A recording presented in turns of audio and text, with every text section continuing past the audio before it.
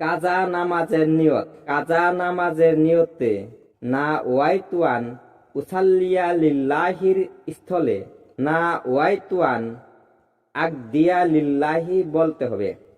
না ওয়াইতুয়ান আকদিয়া লিল্লাহি আকদিয়া লিল্লাহি বলতে হবে এবং ওয়াক্তের নামের পরে আলফা ইতাতু বলতে হবে।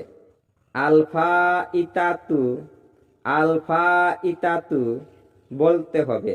যেমন জোহরের কাজা নামাজের নিয়ত না ওয়াইতুয়ান আকদিয়া লিল্লাহি তাআলা আরবাআ রাকাআতিস সলাতিল জোহরি ফা ইতাতি ফারদুল্লাহি তাআলা মুতাওয়াজ্জিহান ইলা জিহাতিল কাবাতিস শারিফাতি আল্লাহু আকবার।